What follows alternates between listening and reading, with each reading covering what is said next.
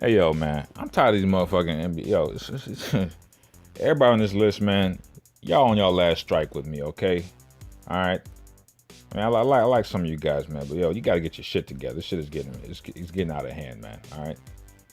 Today's topic is four players.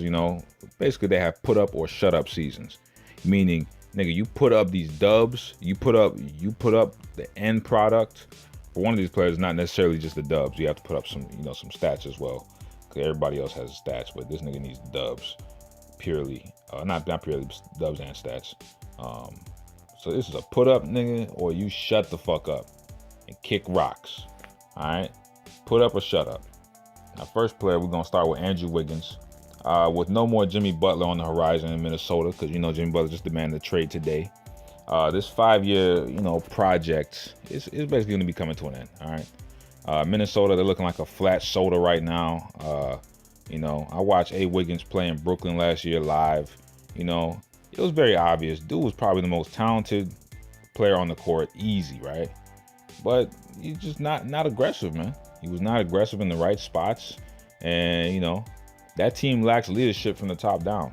All right. So everyone is getting impatient with Mr. Wiggins, and they have pretty good reason.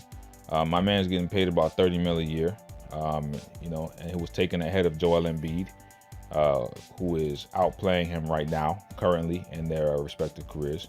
And that's not an opinion. That's fact. Time's ticking, and people have written off A-Wiggins.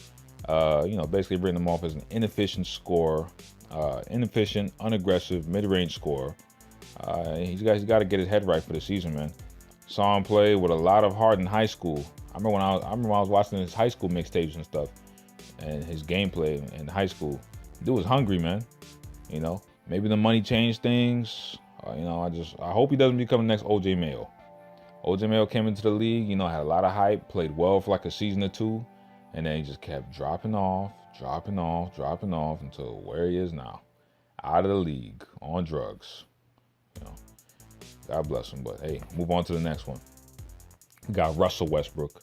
Now, Russell Westbrook, this motherfucker, and with the A-Wiggins thing, that's the player I was talking about when I say he's got to put up stats and dubs. Because look, Minnesota, them motherfuckers have been in the oven for a long time now. We wonder if they ever gonna get baked. All right. Everybody here is wondering when the fuck they gonna flourish. Cause I remember about 3 years ago when Karl Anthony Towns came, and they had Zach LaVine. Everybody was like, "Oh man, look out for those T-Wolves. Oh man, they about to be the next big thing." Yeah, okay. 3 years later, head ass. Still don't see nothing. Still don't see nothing from the T-Wolves. But back to Russell Westbrook. Russell Westbrook, this man strictly, it's just about the dubs, man. All right. If he cuts back down on his stats and we start seeing more dubs, that would be more impressive. That's where we want to go. Okay. My man's gotten that ass bounced 2 years in a row in the first round and lost this year after adding 2 stars to the squad. All right. He added 2 all-stars to the squad. Whatever you want to say about Carmelo Anthony talking about he was washed, he was an all-star the year before Russell Westbrook got him. All right.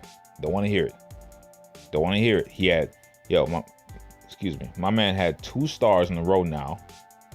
Leave him for better seasons, and have better situations than they were with him. You got Kevin Durant first. KD left and immediately won the chip and Finals MVP. That's not a good look for Russ. That's not a good look because they were knocking on the door for about 8 years now, right? And as soon as he leaves and goes somewhere else, he automatically gets what he was looking for. Damn. All right. Then we look at Vic Oladipo.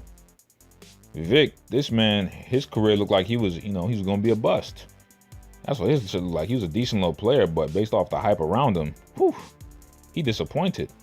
And then my man left Oklahoma City and immediately became an all-star. All right. Now, I will say this about Westbrook, and I don't think a lot of people give him enough credit for this. Vic Oladipo, said it himself that he actually credits Westbrook a lot for his success because, after lessons that he learned personally from Westbrook, just seeing his work ethic and things like that, Oladipo probably had the moment, where it was like, you know what? In my head, here's what happened with that statement. I think Oladipo had a moment where he probably saw Russell Westbrook in practice. He's like, yo, I'm better than this motherfucker, man. I had to get my ass in the gym and start playing for real and start practicing for real. And that was good. That was good for him to see that. all right? Because probably got him to realize a lot more, that he had a lot more potential that he's not acting upon, and that he needs to take care of, because, you know, he got drafted back in like 2013, I believe. It's already like 5 years in the league. Like, dude, hello. You're supposed to have this moment like 3-4 years ago. So, I mean, congratulations to Mr. Vic Oladipo, but Russell Westbrook, this is a make or break season for you. This is put up or shut up, nigga. We've seen too many L's from you, man. Take care of it. Get the job done. All right. On to the next player. We got Giannis Antetokounmpo. Now, while he's early in his career, let's just say this right now. Giannis has gotten that ass bounced 2 years in a row. In the first year, I didn't really think too much of it, you know. But the second year, this shit was major, man, because everyone was talking about how he's gonna take over the reins from LeBron. He's gonna do this and that. Blah, blah, blah, blah, blah, blah, blah, blah. This was his season to basically show that he is, you know, that top player or top 3 player in the league. And this upcoming season, he's going to have another opportunity to do so and show that. But, you know, he's got to show that he's more valuable than Kawhi, Steph, KD, AD, who have all done something that he has not. And that's lead their teams past the first round, right? His team was healthy. His team was fully healthy. The only thing they didn't have was their original coach. They lost that coach like 20, 30 games before the postseason started. All right, and we gotta look at the fact that Boston was missing like 2 of their best players. Nobody had them beating the Bucks. Nobody. All right, the Bucks had the advantage in that series. They didn't do what they're supposed to do. That's 2 years in a row getting major L's. No. All right. I know he's young, but this is put up or shut up, because the hype has been unreal with this dude, and we ain't seen the W's, all right? So, too many flaws in this game, and too much losing in the first round to be getting as dick road as he's getting, all right? He's got to get better. Just straight up, just get better. Last player on this list, and this one hurts the most, because I tell you what, sucks being wrong about a player, man, but it is what it is. I was wrong about Damian Lillard. He is not on Steph Curry and CP3's level. Why do I say that? Because of what I saw in the playoffs last year. Do I think he can stick with them skill for skill? Yes. But there's something more than just skills. You got to have that mental. Yeah, he's clutch. He's very clutch. But you got to have the ability to break the game down and be able to see where the defense is attacking you, how they're trying to lock you down and stuff like that. You got to be able to see through that, man. And pass the ball and move it how you need to. Right? After all the talking that this motherfucker's been doing about being one of the top point guards in the league, you know, you cannot allow someone who's not even in that combo to come and lock you up the way Drew Holiday did. All right? Drew's a baller. Drew could play. Drew was an all-star, you know, and he could play, but nobody had, you know, Drew Holiday on Steph or at CP3's level. You know what I'm saying? And you let him lock you up? Oh, that's not a good look. Last year, that man Drew Holiday was Dame Dollars parole officer. That boy gave him that Tayshaun on Kobe treatment, all right? That man walked him from his jail cell to the bathroom, to the motherfucking cafeteria, to playtime and back, all right? Look, man, the Trailblazers gotten bounced from the first round 2 years in a row now, and they were bounced by the Warriors in the second round in 2016. You do not want to be this generation of CP3 or T-Mac, man, in terms of just being made fun of for never seeing a conference finals. I mean, CP3 finally gets to, you know, shred that joke, put that joke to shreds, but, you know, you don't want to be that person. You definitely don't want to be like T-Mac in that sense.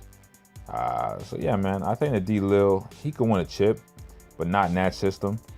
This season, he needs to demand a trade from that busted-ass Portland team and get to the Lakers or the Celtics. The Celtics might take him only because they don't want to lose Kyrie for nothing. That might work. D-Lil in Boston, especially if they attach some high-level, you know, draft picks and maybe Gordon Hayward as well, just to sweeten the deal. You know, add some spice to that deal. But yeah, man, these 4 players is put up or shut up. If they don't do it, they gotta go. They gotta peace out. Losers, L's. But nah, man, put up or shut up. This is double or nothing, basically. All right, time to do it right now and never do it at all. Period. But all right, we got more coming.